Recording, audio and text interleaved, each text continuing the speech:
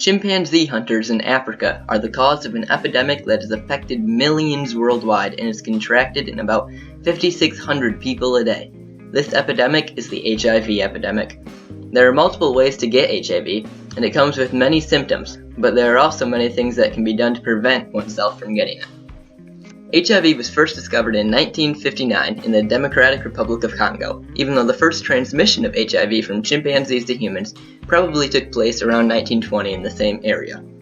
According to the Avert charity, HIV did not actually start out as HIV. It was SIV that the chimpanzees had, but when introduced to hunters through the eating of meat or through the transfer of blood into cuts, the chimps' SIV sometimes adapted into HIV. The largest and really only outbreak of HIV started in the mid to late 1970s and has gone on to the present. The most cases of it have come from Africa, but it is really a worldwide outbreak, having infected about 78 million people according to the Foundation for AIDS Research. HIV-1 and HIV-2 are the pathogens that cause the disease AIDS. HIV-1 can be broken down even farther into 4 groups, one of which has multiple subtypes. Human-to-human transmission of HIV occurs through certain bodily fluids. Some of the ways these bodily fluids can be transmitted are through sexual intercourse, pregnancy, breastfeeding, and the sharing of equipment used to inject drugs such as needles or syringes. How contagious the human-to-human transmission of HIV is really depends on the country. For example, in sub-Saharan Africa, rates of HIV infection are very high, while in the United States, HIV infection is less common. According to Mayo Clinic's experts, HIV can have many different stages of symptoms. At first, the symptoms can be similar to the flus, such as nausea, coughing, weakness, etc., and can commonly be confused for a normal, mild sickness that is no big deal. After time, however, the symptoms may progress to dizziness, confusion, and many other things. As the virus makes its way through your system, it tries to weaken your immune system, and within about 8 to 10 years of having the virus, it can turn into AIDS, which will completely destroy your immune system. At this point, you have no protection from other viruses or bacteria, so a common cold could actually kill you.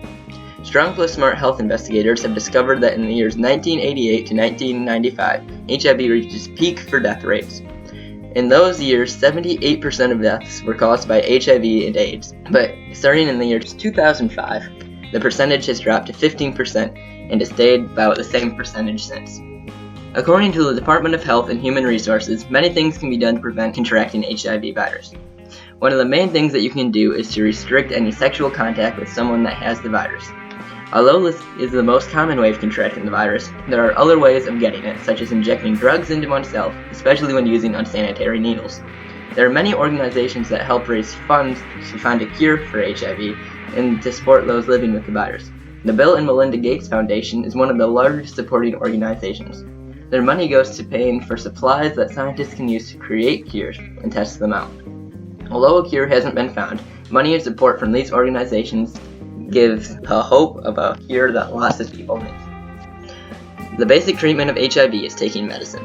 There is no way to perfectly heal HIV, but taking medicine will help reduce its side effects and slow it down. Antiviral therapy is the use of HIV medicines to treat HIV infection. People on ART take a combination of HIV medicines called HIV regimen. A person's initial HIV regimen usually includes 3 or more HIV medicines from at least 2 different HIV drug classes. ART dramatically reduces the amount of HIV virus in the body. People infected with HIV should start antiviral therapy as soon as possible. There are side effects like headaches, occasional dizziness, but the benefits of taking it outweigh the risks. HIV pandemic is the most severe in sub-Saharan Africa.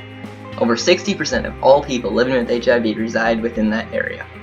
Adult HIV prevalence exceeds 20% in 3 African countries, while an additional 6 countries report HIV prevalence of at least 10%. One scary thing is that children can get HIV from their mothers. In July 2011, UNAIDS developed a global plan to eliminate new HIV infections among children by 2015 and keep their mothers alive. The relationship between HIV and poverty is a powerful but nuanced relationship. Even with this, though, HIV tends to affect the poor more heavily than other population groups. Stigma and discrimination are not only obstacles to HIV prevention, care, and treatment for people living with HIV, but are also among the epidemic's worst consequences. Overall, though, HIV is a terrible virus that is preventable, but is also life-changing if contracted.